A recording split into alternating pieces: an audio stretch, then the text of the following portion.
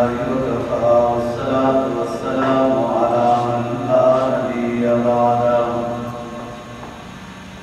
وعلى آله وأصحابه الذين أوفوا عهده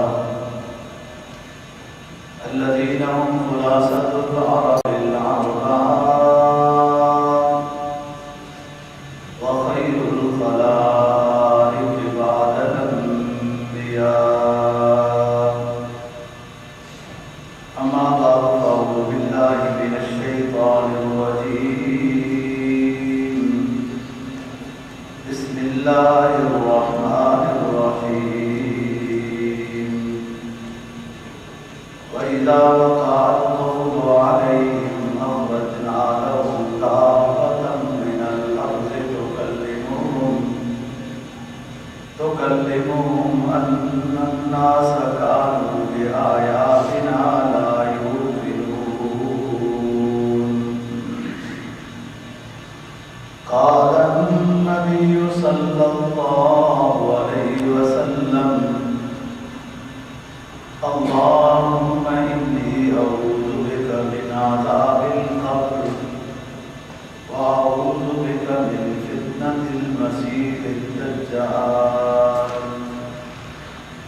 صدق الله العظيم وصدق رسوله النبي الأمي الكريم. ونحن على ذلك لمن الشاهدين والشاكرين والحمد لله رب العالمين.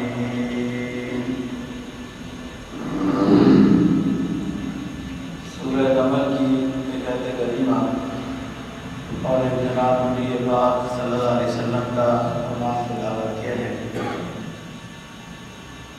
اس کا مفہوم یہ ہے وَإِذَا وَقَعَ الْقَوْلُ عَلَيْهِمْ أَخْرَجْنَا لَهُمْ دَابَّةً مِنَ الْأَرْضِ.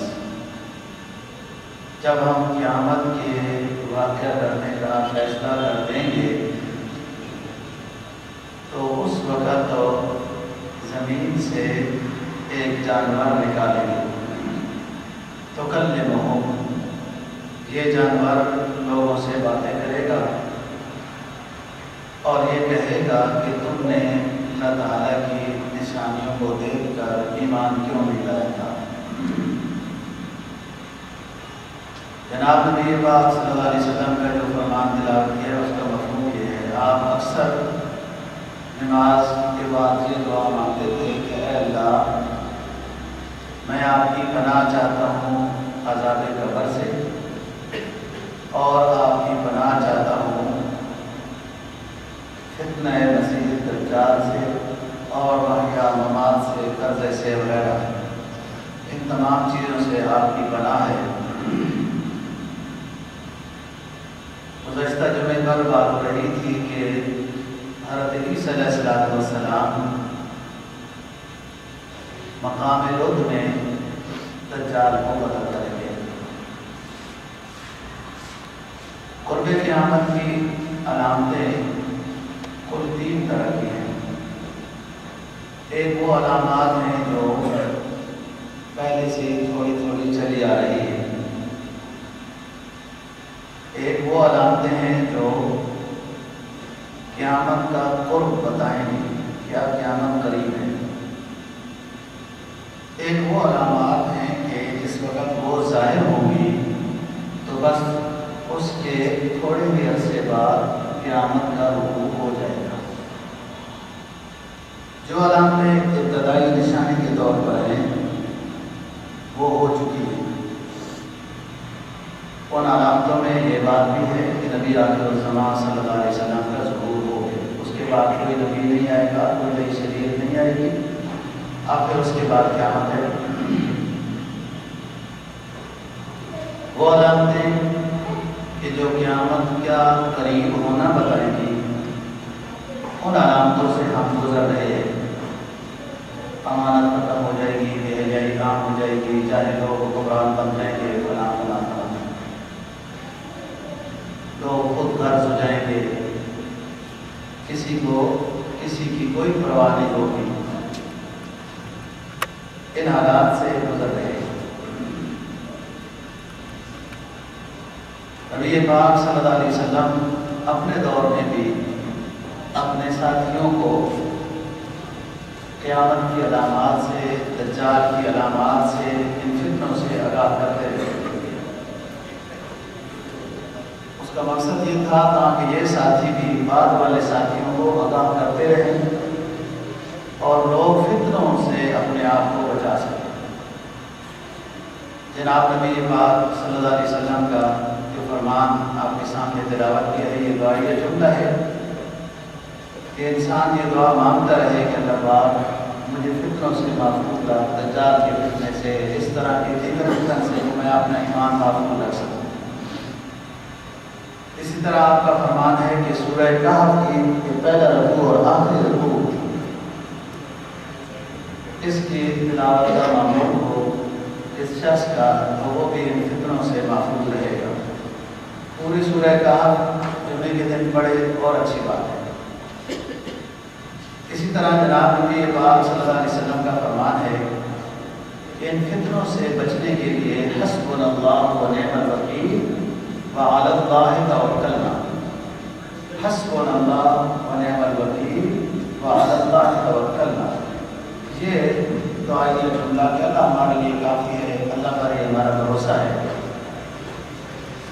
یہ دعا کثرت سے پڑھتے رہا کریں تو اللہ تعالیٰ فتنوں سے محفوظ رکھے گا۔ فتنہ بری چیز ہے، اس سے انسان حق و باطل کا فرق نہیں کر سکے گا۔ ایمان والا شخص جس کا ایمان کمی ہوگا وہ تو کر سکتا ہے، لیکن ہر بندہ فتنے کا مقابلہ نہیں کر سکتا۔ بڑے بڑے لوگوں نے فتنوں سے پناہ مانگی، جناب نبی پاک صلی اللہ علیہ وسلم کے دعائوں میں بھی یہی بات ملتی ہے کہ اللہ فتنوں سے محفوظ ہوگا۔ حدیث میں آتا ہے کہ ایک تو دجال اکبر ہے، لیکن اس سے پہلے بھی کئی دجال نکل آئیں گے اور اپنے کرتب دکھائیں گے۔ یہ سب سے بڑے کرتب دکھائے گا۔ بظاہر جنت اس کے پاس ہوگی، دوزخ اس کے پاس ہوگی، نہریں اس کے ساتھ ہوں گی، سرسبز و شاداب کے ساتھ ہوگی، بادل ساتھ ہوں گے، خزانے زمین کے ساتھ ہوں گے، ہوگا سب جادو۔ لیکن اب سمجھے گا کون کہ یہ جادو ہے یا حقیقت ہے، اور اسی طریقے سے وہ اپنے کارنامے دکھائے گا۔ جناب نبی پاک صلی اللہ علیہ وسلم کا فرمان ہے کہ شکل گردی ہوگی اور گندے بال ہوں گے، ایک آنکھ نہیں ہوگی، دوسری آنکھ ابری ہوئی ہوگی، یوم کا فارا اس کی پیشانی پر لکھا ہوگا اور تیزی سے سفر کرے گا، بس آنکھ فانا مشرق مغرب کا سفر ہوگا، اور ایک سواری پر یہ سوار ہوگا جس کے دو کانوں کے درمیان 40 فٹ کا فاصلہ ہوگا، اور اللہ والا وہ سواری گدا ہے یا وہ کہیں یہ موجودہ جہاز بھی تو نہیں کہ اس کے دو کانوں کے درمیان 40 ذراع کا فاصلہ ہوگا، اس سواری پر سوار ہوگا اور صرف 40 دن رہے گا دنیا میں مقابلہ کرتے ہوئے۔ ویسے تو یہ بعض روایات کی روشنی میں یہ پہلے سے ہی پیدا شدہ ہے، اور ایک حدیث میں آتا ہے کہ یہ جنوں اور انسانوں میں سے مخلط پیدا کیا گیا ہے، یعنی کچھ خمیر اس کا جنوں والا خمیر ہے اور کچھ پیدائش میں جو اس کا خمیر ہے وہ انسان والا ہے۔ جیسے میں بتا چکا ہوں کہ جو ملکہ بلقیس حضرت سلیمان علیہ السلام کے زمانے میں سامنے آئی تو اس کے ماموں وغیرہ یہ سارے جن تھے، اور اس کا جو والد تھا وہ انسان تھا۔ اس طریقے سے ان کی شادی ہوئی اور ایک وجود میں آیا۔ حضرت تھانوی رحمہ اللہ تعالیٰ نے لکھا ہے کہ ایسا ممکن ہے کہ جنوں کے ساتھ شادی ہو جانا ایسا ممکن ہے، یہ محال نہیں ہے۔ یہ بھی دجال جنوں اور انسانوں میں سے ایک مخلط مخلوق ہے اور یہ پیدا شدہ ہے، بعض روایات میں تو یہ آتا ہے تمیم داری رضی اللہ تعالیٰ عنہ نقل کرتے ہیں کہ میں ایک جزیرے میں ہم ایک مہینہ، کئی صحابہ اور بھی ہیں، ایک مہینہ ہم بھول گئے، پھرتے رہے، کچھ راشن بھی کم تھا، اتفاق سے خشکی نظر آئی، ایک جزیرہ نظر آیا اور وہ اس میں ہم پہنچ گئے۔ جب گئے تو یہ قصہ انہوں نے واپس آ کر رسول اللہ صلی اللہ علیہ وسلم کو بتایا، اور پھر صبح کی نماز میں رسول اللہ صلی اللہ علیہ وسلم نے ساتھیوں کو جمع کیا کہ اپنی جگہوں پر اطمینان سے بیٹھو، جہاد کی تیاری کا اعلان نہیں کر رہا ہوں، کوئی کسی قسم کے چندے کا اعلان نہیں کر رہا ہوں، ایک خاص خبر تمہیں بتا رہا ہوں، اس خبر کو سننے کے لیے اطمینان سے اپنی جگہوں پر بیٹھو۔ اس صبح کی نماز میں رسول اللہ صلی اللہ علیہ وسلم نے صحابہ کرام رضی اللہ عنہ کو خطاب کر کے بتایا، اور وہ بات یہ کہ جو تمیم داری نے آپ صلی اللہ علیہ وسلم کو سنایا تھا۔ یہ وہاں پہنچے ایک جزیرے میں، تو ایک بہت بڑا جانور وہ زنجیروں کے ساتھ لٹکا ہوا ہے اور بڑے بڑے بال ہیں اور عجیب ہے، اور وہ کہتا ہے کہ کیا دیکھتے ہو، کیوں آئے ہو؟ ان کو کہنے لگا، انہوں نے کہا ہم تو ویسے آ گئے ہیں بس بھول کے۔ تو وہ کہتا ہے چلو تم اگر آ ہی رہے ہو تو اس آگے گرجے میں چلے جاؤ، ادھر کوئی اور چیز تمہیں ملے گی۔ کہتے ہیں ہم اب ڈر رہے، سمندری سفر کے پریشانی اپنی جگہ پر تھی، ایک مہینہ اس میں پھرتے رہے، کوئی جزیرہ نہیں ملتا تھا، جب ملا تو اس طرح کی چیز آگے سے مل گئی۔ بہرحال ہم اس گرجے کی طرف چلے گئے کہ وہاں ایک عجیب سا شخص جکڑا ہوا ہے اتنے زیادہ زنجیروں میں کہ کوئی جگہ اس کی خالی نہیں۔ وہ ہم سے کہنے لگا تم کون ہو، کہاں سے آئے ہو؟ ہم نے بتایا اس طریقے سے گم ہو گئے ہیں عرب کے علاقے کے۔ تو کہنے لگا نبی آخر الزمان کا ظہور ہو گیا ہے، وہ فلانا چشمہ پانی دیتا ہے، وہ بحریہ تبریہ پانی دیتا ہے، فلاں فلاں، وہ یہ باتیں کرنے لگا۔ ہم نے کہا وہ پانی دیتے ہیں، وہ چشمہ شام کا ہے، بحریہ تبریہ وہ دریا ہے۔ کہاں ایک وقت آئے گا، ایک قوم آئے گی، یہ پانی ختم کر دے گی، یہ دریا سمندر کا پانی ختم ہوگا، پھر اس کے بعد میں بھی جا جاؤں گا، میں آزمائش بن گیا ہوں گا، امتحان بن گیا ہوں گا۔ بس یہ لوگ یہاں اتنی باتیں سنی اور بھی اس نے چند باتیں کی، یہ واپس آ گئے اور رسول اللہ صلی اللہ علیہ وسلم کو یہ بات بتائی۔ تو آپ نے فرمایا کہ یعنی اسی طرح دجال کی کہانی ہے۔ اب اللہ عالم یہ دجال ہے کہ اس وقت نکلے گا، حدیث میں صراحت ہے کہ عراق اور شام کے علاقے سے نکلے گا، لیکن بعض حدیث میں آتا ہے کہ اس وقت قرب میں کئی دجال ہیں۔ تو دجال اکبر کہاں سے ہے؟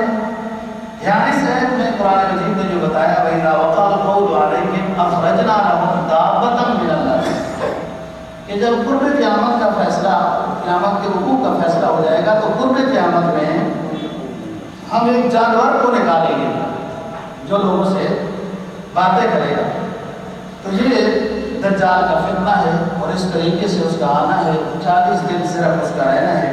حدیث میں آتا ہے کہ پہلا دن اس کا 1 سال کے برابر ہوگا، دوسرا دن اس کا مہینے کے برابر ہوگا، اور تیسرا دن ہفتے کے برابر ہوگا، اور پھر برابر ہوگا۔ تیزی سے سفر ہوگا، یہودی اس کا ساتھ دیں گے، رومیوں کے خلاف اس وقت کے مسلمانوں کا جہاد ہو رہا ہوگا، ایک جماعت تہائی شہید بھی ہو جائے گی، ایک جماعت کو فتح نصیب ہوگی، ایک مسلمانوں کی جماعت بھاگ بھی جائے گی اس وقت کہ جب ان کو فتح نصیب ہوگی جو رومیوں کے خلاف جہاد کرتے تھے، تو ایک آواز نکلے گی کہ دجال کا ظہور ہو گیا، دجال کا ظہور ہو گیا۔ یہ لوگ جب دیکھیں گے اور ان علامات کو اپنے سامنے لائیں گے جو رسول اللہ صلی اللہ علیہ وسلم نے بتائیں تو ایسی کوئی صورت نہیں ہوگی، لیکن یہ پھر شام کی طرف آئیں گے، جب شام کی طرف آئیں گے تو واقعتاً دجال کا ظہور ہو چکا ہو، اور اس طریقے سے یہ دنیا کو فساد میں مبتلا کرے گا۔ اور اس نے یہاں پر ان صحابہ اکرام رضی اللہ عنہ کو بتایا کہ مکہ میں مدینہ میں ان علاقوں کی طرف میں نہیں جا سکوں گا، رکاوٹ بنے گی۔ حدیث میں آتا ہے کہ یہ مدینہ کے قریب جائے گا، اور مدینہ میں ایک پہاڑی ہے، اس کے اوپر لکھا ہوا ہے اس سائڈ میں کہ اس سے آگے دجال کا آنا ممنوع ہے۔ اس طرف مکتبۃ الفہد ہے، قرآن مجید جہاں چھپا ہے، عربی قرآن مجید، وہ بہت بڑا چھاپا خانہ ہے، اس سائڈ میں یہ بورڈ لگا ہوا ہے۔ اور عجیب بات ہے کہ وہاں پر بادشاہوں نے اپنے محل بنائے ہوئے ہیں، جو جگہ یہ برکت بتائی گئی کہ یہاں دجال آئے گا ہوگا۔ یہ وہاں سے جا کے چیخ کے لگائے گا تو مدینہ میں زلزلہ آئے گا، اور جو لوگ منافق قسم کے مدینہ میں آباد ہوں گے وہ باہر نکلیں گے، جن میں زیادہ تعداد عورتوں کی ہوگی، اور وہ دجال کے لشکر میں شریک ہو جائیں گے۔ دجال تو خود داخل نہیں ہوگا، لیکن اس کی چیخ سے ایک زلزلہ آئے گا بظاہر، اور وہ اس سے لوگ جو باہر نکل جائیں گے مدینہ سے وہ منافق ہوں گے اور دجال کا ساتھ دیں گے، اس میں عورتوں کی تعداد زیادہ ہوگی۔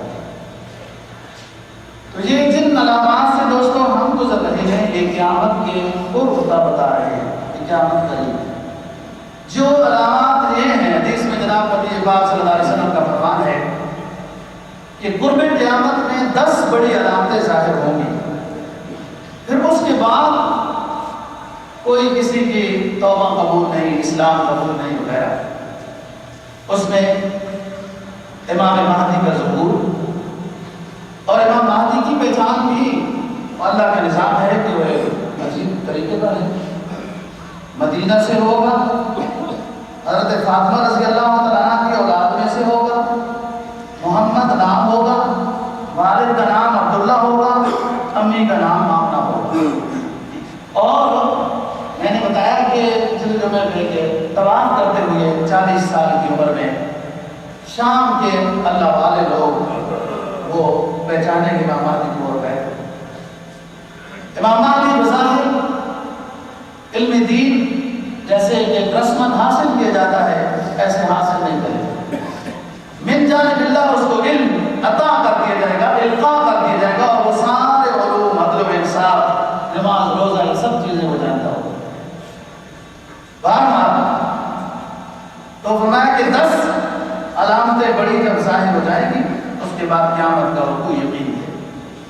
اس میں امام مہدی کا ظہور ہے، پھر حضرت عیسیٰ علیہ السلام کا آنا ہے، پھر یاجوج ماجوج کا نکلنا ہے، پھر دجال کا نکلنا ہے، پھر اس کا قتل ہونا ہے، پھر اس کے ساتھ ایک حضرت عیسیٰ علیہ السلام کا دور چلے گا۔ یہ تقریباً 40 سال حضرت عیسیٰ علیہ السلام کی حکومت ہوگی۔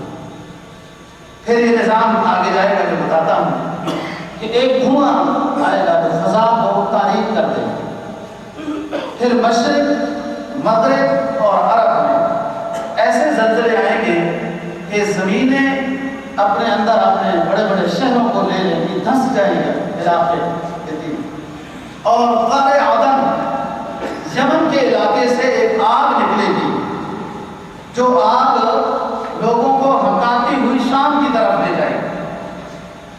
اور اسی دوران 2 چیزیں پھر اکٹھی ظاہر ہوں گی، صفا پہاڑی پھٹے گی، اس میں سے ایک جانور نکلے گا جو سیدھا مطاف میں آئے گا اور لوگوں کے سامنے بات کرنا شروع کر دے گا، اور پھر پورے ادھر ادھر علاقوں میں بھی سفر کرے گا۔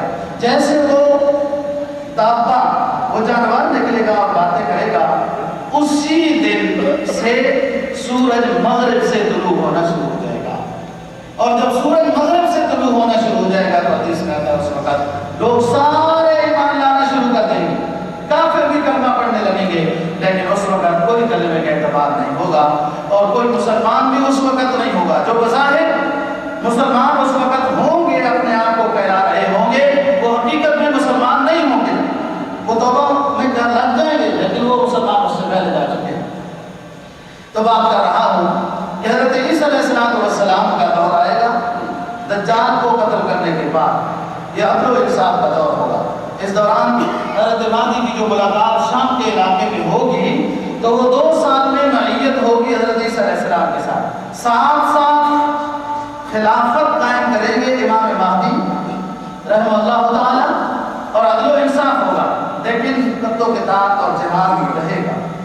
پھر 2 سال یہ مل کر رہیں گے حضرت عیسیٰ علیہ السلام کے ساتھ، صرف ایک نماز حضرت عیسیٰ علیہ السلام بعد میں صبح کی نماز دیکھی ہے کہ وہ حضرت عیسیٰ علیہ السلام امام مہدی کے پیچھے پڑے اور وہ پیچھے آنا چاہیں گے، انہیں اندازہ ہو گیا لیکن یہ اپنی ہاتھ کے ذریعے سے انہیں بتائیں گے کہ آپ نماز پڑھائیں۔ پھر اس کے بعد نمازیں حضرت عیسیٰ علیہ السلام بھی پڑھائیں گے، امام مہدی مقتدی ہوں گے۔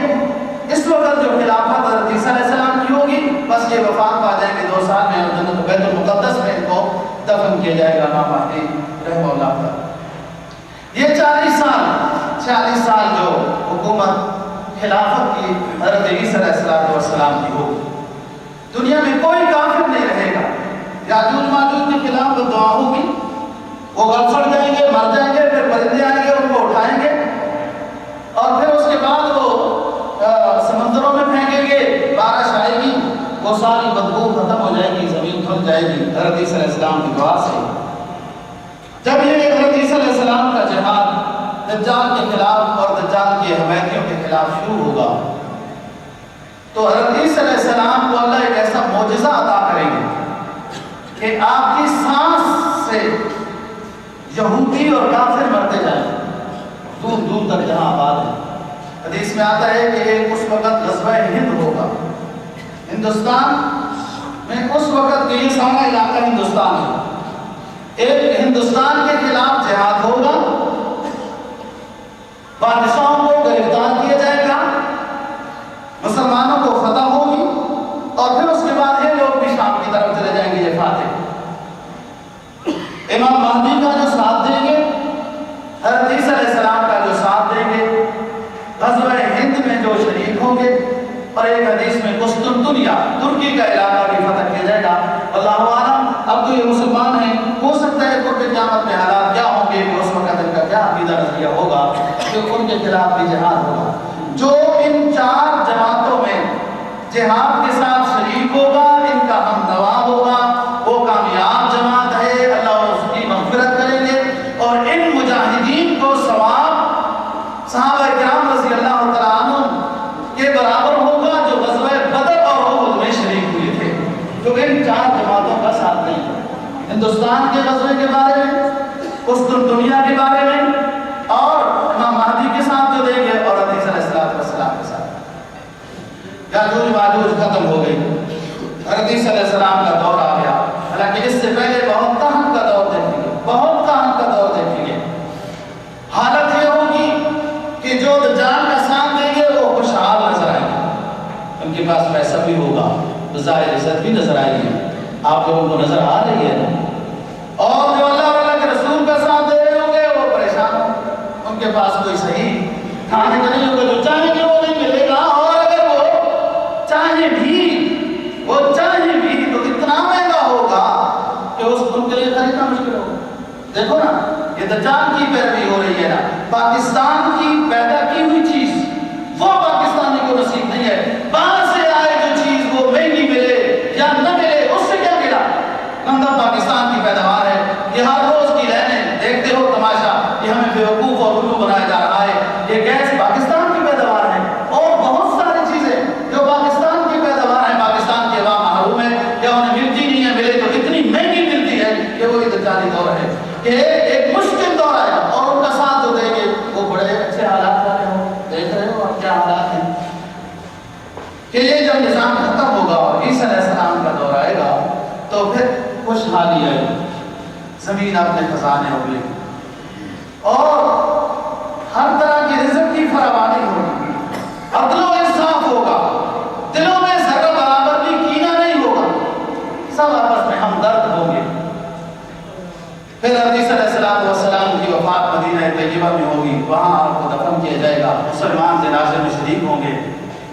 پھر اس کے بعد یہ جو دور عدل و انصاف کا ہے، اس میں کوئی صدقہ زکوٰۃ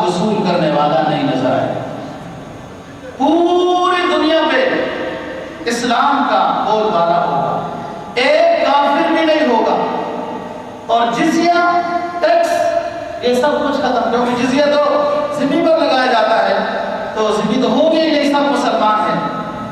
حضرت عیسیٰ علیہ السلام کی وفات کے بعد دنیا کی عمر 120 سال ہوگی بس، پھر یہ حالات جلدی سے بدلے گئے، تیزی سے۔ اس وقت تو مسلمان ہی ہوں گے، لیکن آہستہ آہستہ پھر اور طرح کی چیزیں جو سامنے آئیں گی، تو کچھ لوگ کافر ہونا شروع ہو جائیں گے۔ جو دوسری آئے گی نسل، انہوں نے تو یہ معجزے، یہ کرامت نہیں دیکھی، اور ان کو جب بڑے بتائیں گے کہ یوں عیسیٰ علیہ السلام کی ہم نے زیارت کی ہے، جہاد میں شریک ہوئے ہیں، یوں رزق کی فراوانی ہوگی، تو ان کی اولاد ان کو کہے گی کہ یہ بابا کوئی پرانے زمانے کا ہے، پرانی باتیں کرتا ہے، تم نے کیسا ہے۔ یہ تجربہ تو میرا خیال ہے آج بھی بہت سارے لوگوں کو یہ حاصل ہے کہ آگے سے یہ کہا جاتا ہے کہ یہ کیسی باتیں کی جا رہی ہیں، پرانی باتیں کرتے ہیں یہ لوگ۔ تو بات یہ ہے کہ ایک ہوا چلے گی، اس ہوا میں ایک ایسی کوئی اللہ کی طرف سے تاثیر بیماری کی رکھی جائے گی کہ مسلمانوں کو ایک بغل میں دانہ سا نکلے گا، اور اس دانے کی وجہ سے ہی مسلمانوں کی شہادتیں شروع ہو جائیں گی، اور کچھ ہی عرصے میں تمام مسلمان ایمان کی حالت کے ساتھ وفات پا جائیں گے۔ یہ بھی اللہ کی مہربانی ہے کہ یہ جو بہت ساری بیماریاں ہیں نا، بعض مہلک بیماریاں، موذی اور مہلک بیماریاں، ایمان والا اگر ان بیماریوں کے ساتھ دنیا سے چلا جائے تو وہ مانوی شہادت حاصل کر کے جاتا ہے۔ تو یہاں بھی ان لوگوں کو شہادت نصیب ہوگی کہ دنیا سے چلے جائیں گے، پھر سارے کافر رہ جائیں گے، اور کافروں کی تعداد بڑھتی جائے گی۔ اس حد تک کافروں کی تعداد بڑھے گی، اس حد تک کافروں کی تعداد بڑھے گی کہ ایک بھی ایمان والا مسلمان اللہ اللہ کہنے والا نہیں رہے گا۔ اس حد تک کفر و شرک کی حکومت ہوگی، اور اس طریقے سے کفر و شرک کے ہر طرف سے پھر وہی بدمنی، وہی افراتفری، وہی کھینچا تانی، وہی ظلم و ستم شروع ہو جائے۔ حدیث میں آتا ہے کہ جب قیامت کا وقوع شروع ہوگا تو ایمان والوں پر نہیں ہوگا، کافروں پر ہوگا۔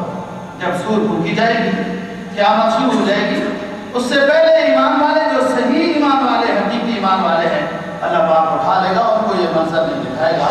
یہ بہت ہولناک منظر ہے، قرآن مجید نے اس کو بہت سخت منظر کہا۔ فرمایا ایھا الناس اتقوا ربکم ان زلزلۃ الساعۃ شیء عظیم۔ اے لوگو، یا ایھا الناس اتقوا ربکم، اپنے رب سے ڈرو، ان زلزلۃ الساعۃ شیء عظیم، قیامت کے زلزلے بڑے ہولناک ہوں گے۔ قرآن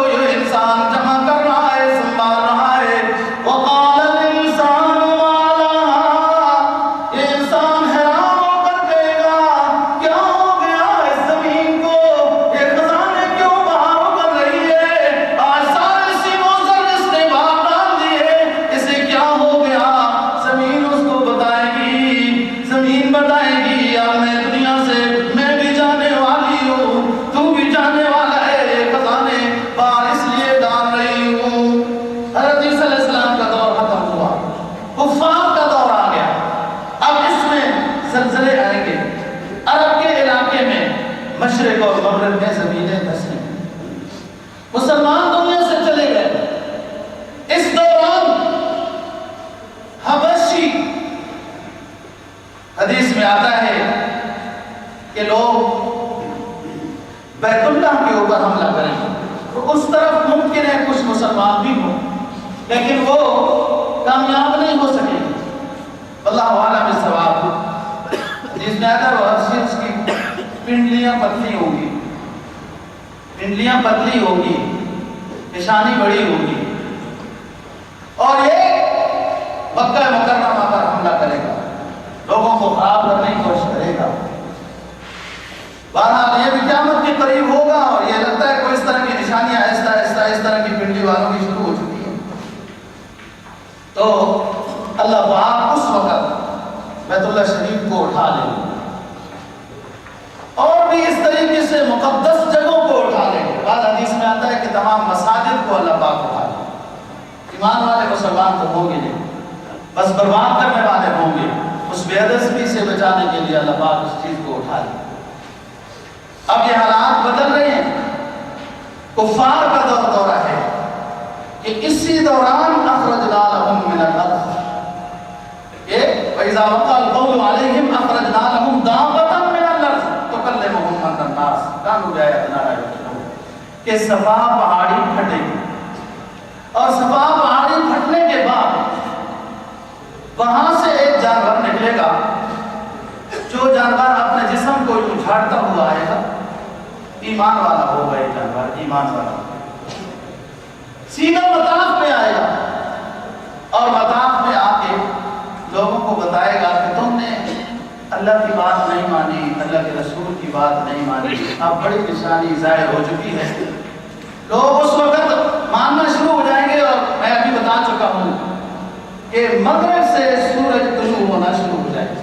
جیسے دعوتاً من الارض نکلے گا تو مغرب سے سورج طلوع ہونا شروع ہو جائے گا، لوگ ایمان لانے والے، توبہ کرنے والے شروع ہو جائیں گے، لیکن اس وقت ایمان اور توبہ قبول نہیں ہوگی۔ یہ دعوت پورے علاقے میں یوں ہر طرف سفر کرے گا، اور اپنا تعارف کرائے گا، لوگوں سے باتیں کرے گا۔ بعد میں لکھا ہے کہ اس کے پاس لاٹھی بھی ہوگی، فلاں ہے۔ حضرت موسیٰ علیہ السلام کے بارے میں ایک روایت آتی ہے کہ ان کی اس دابہ سے ملاقات بھی ہوئی تھی، اللہ عالم۔ یہ دابہ بھی تین طرح کے نکلیں گے، ایک صفا پہاڑی سے، ایک یمن سے، اور ایک وہ دابہ ہے جو اس جزیرے کے اندر جکڑا ہوا تھا، جو بتا چکا ہوں، اور وہ نکلے۔ یہ باتیں کریں گے، تعارف کرائیں گے، لیکن یہ ایمان بالمشاہدہ ہوگا، ایمان بالغیب نہیں۔ ویسے ہی اسی طریقے سے حضرت عمر فاروق رضی اللہ تعالیٰ عنہ جب رسول اللہ صلی اللہ علیہ وسلم کے پاس آ رہے تھے، وہ بہن قرآن پڑھ رہی تھی، جب ادھر آ رہے تھے تو راستے میں ایک جانور ذبح کیا ہوا تھا، حرم کے قریب ایک جانور ذبح کیا ہوا تھا، تو لوگ ادھر بہت جمع تھے۔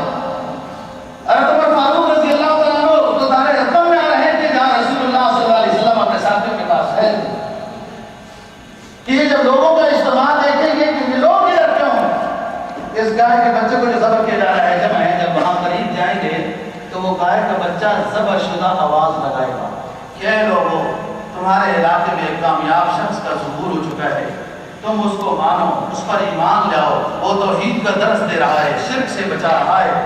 یہ وہ ذبح شدہ جانور یہ کہیں، یہ بھی ایک اللہ کی طرف سے گویا کہ ایک تنبیہ کی جا رہی ہے، سمجھایا جا رہا ہے۔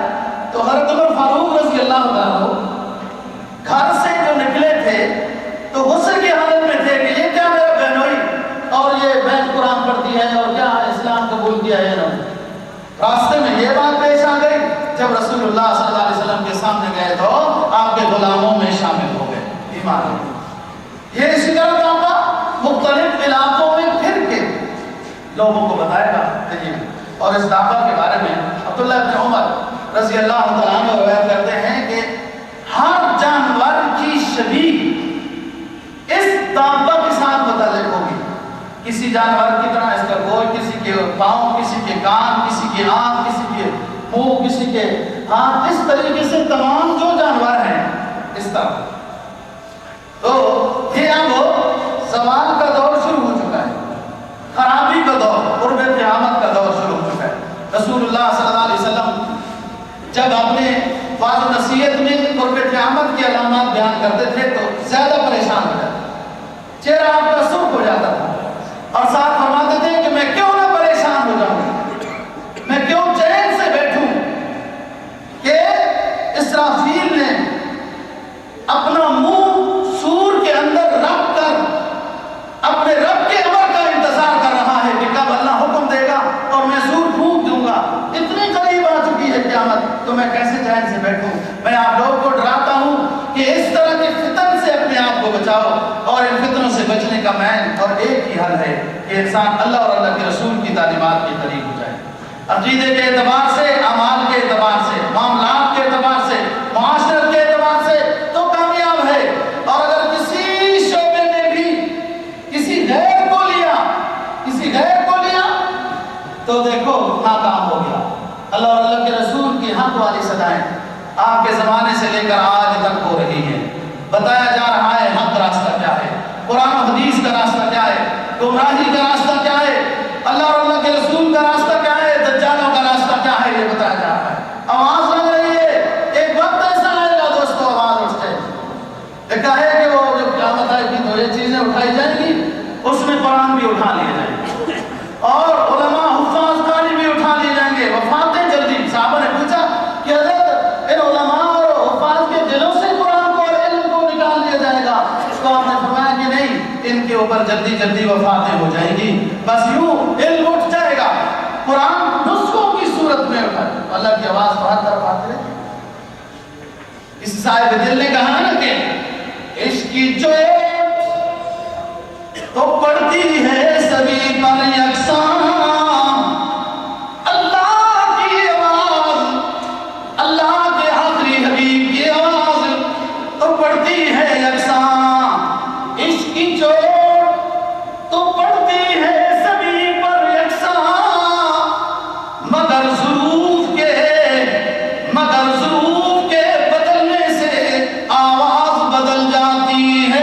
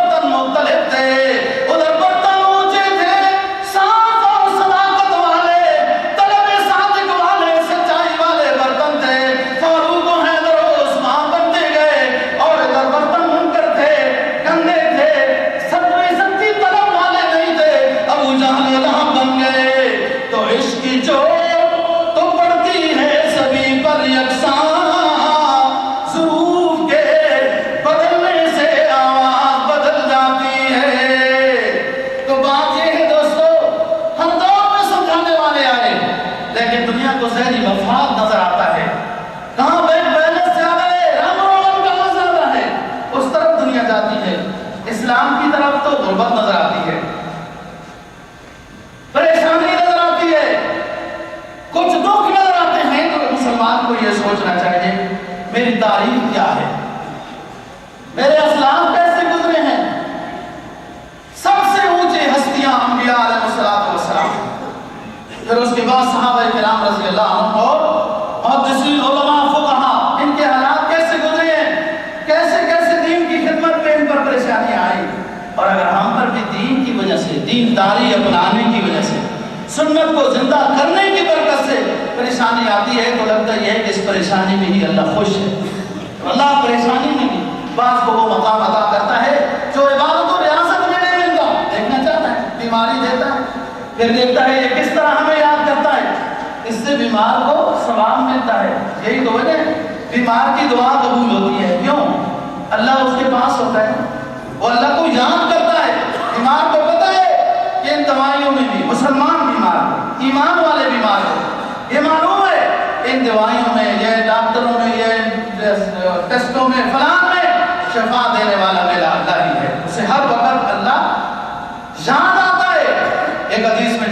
نبی پاک صلی اللہ علیہ وسلم کا فرمان ہے کہ اللہ فرماتے ہیں کہ اگر مجھے ڈھونڈنا چاہتے ہو تو میں ٹوٹے ہوئے دلوں میں رہتا ہوں، جو پریشان حال ہوں، بیمار ہوں، وہ اللہ کو زیادہ دل یاد کرنے والے، اور جو مالداری ہو، فقر و فاقہ کبھی دیکھا ہی نہ ہو، سب اچھے حالات ہو، انہیں کیا پتا تیل کیسے مہنگا ہوتا ہے، گیس کیسے مہنگا ہوتا ہے، روٹی دال کیسے مہنگی ہوتی ہے، انہیں کیا خبر؟ تو پھر اللہ کیسے یاد آئے گا؟ اللہ غربت غریب کے دل میں آباد ہوتا ہے۔ وہ حدیث میں ہے نا، جناب نبی پاک صلی اللہ علیہ وسلم کا فرمان ہے کہ اللہ پاک فرماتے ہیں، حدیث قدسی ہے، جو بندہ میری طرف آتا ہے 1 گز میں اس سے زیادہ چل کے جاتا ہوں، جو چل کے آتا ہے میں دوڑ کے جاتا ہوں، پھر میں اس کا ہاتھ بن جاتا ہوں، پھر کان بن جاتا ہوں، پھر یوں بن جاتا ہوں۔ یہ کیا بات ہے؟ اللہ ہاتھ اور کان اور زبان اور ان چیزوں سے تو بے نیاز ہے، لیس کمثلہ شیء ہے۔ پھر وہ بندہ قریب آتا ہے تو اللہ اس کے ہاتھ کیسے بنتا ہے، اس کی آنکھ اور دماغ کیسے بنتا ہے؟ مطلب یہ ہے کہ وہ میرا بنا، میں اس کا بن گیا ہوں۔ اب وہ جب اس نے مجھے راضی کر دیا، میری سلو ہو گئی اس کے ساتھ، اب وہ جو دیکھ رہا ہے تو اللہ کو یاد کر رہا ہے، وہ جدھر سوچ رہا ہے تو اللہ کو یاد کر رہا ہے، وہ اللہ کا جو ہو گیا۔ اللہ پاک نے اپنے نیک بندوں کی بات اتنی عجیب شان میں بیان کی کہ یہ چلتے پھرتے اٹھتے بیٹھتے مجھے نہیں بھولتے، ہر وقت مجھے یاد رکھتے ہیں، تو پھر میں کیسے ان کو بھول جاتا ہوں؟ ایک حدیث میں جناب نبی پاک صلی اللہ علیہ وسلم کا فرمان ہے، جو لوگ اللہ کو یاد کرتے ہیں، اللہ کو یاد کرنے سے اللہ دل میں آباد ہوتا ہے، پھر ایمان مضبوط ہوتا ہے، ایمان کی روشنی ملتی ہے، نبی پاک صلی اللہ علیہ وسلم کی سنت کی اتباع کی ہمت ملتی ہے اللہ کو یاد کرنے سے۔ تو جو لوگ کہ مجھے یاد کرتے ہیں، پھر میں ان لوگوں کو اپنے ہاں ایسی مجلس میں یاد کرتا ہوں، ان لوگوں کو جو دنیا میں مجھے یاد کر رہے ہیں، ان کو میں اوپر ایسی مجلس میں ان لوگوں کو یاد کرتا ہوں جو ان سے بہتر ہے، یعنی فرشتوں کی جماعت میں میں ان کو یاد کرتا ہوں، اور پھر اللہ کی رضا ملتی ہے۔ تو بات یہ ہے دوستو، ایمان والے کی کامیابی، ویسے تو تمام انسانوں کی کامیابی اللہ نے اپنے دین میں رکھی، لیکن وہ قریب جو نہیں آئے، انہیں کیا خبر ایمان کیا ہے، اسلام کیا ہے، قرآن کیا ہے، حدیث کیا ہے، اور سنت کی برکات کیا ہے؟ ایمان والے کو تو کچھ محسوس ہونا چاہیے کہ ایمان و اسلام کے انوار و برکات کیا ہیں، اس میں خیر کیا ہے۔ ایمان و اسلام کو ادخلوا فی السلم کافہ، مکمل طور پر اسلام میں داخل ہو جاؤ، آدھا یوں یہ وفاداری نہیں ہے، یہ عشق نہیں ہے، یہ محبت نہیں ہے اللہ اور اللہ کے رسول کے ساتھ۔ اللہ نے تمام کائنات بنائی، یہ سب خزانے اس کے پاس ہیں، اور انسان کو کیا کہا کہ میری بات کو مان کے چل، میرے نبی کی بات کو مان کے چل، پھر اس کے بعد تیری کامیابی ہے۔ یہ سارا کفر کا دور ہو جائے گا، تابہ نکل آئے گا، مغرب سے سورج طلوع ہونا شروع ہو جائے گا، اور یہ ایک عرصے تک، بعض حدیث میں آتا ہے کہ 40 سال تک یہ سورج مغرب سے طلوع ہوتا رہے گا، بعد میں آتا ہے 120 سال تک یہ سورج طلوع ہوتا رہے گا، اور کافر پریشان حال ہوں گے، ان نے وہ باتیں جو سنی ہوئی ہوگی کہ جب مغرب سے سورج طلوع ہوگا تو پھر اس کے بعد قیامت برپا ہوگی۔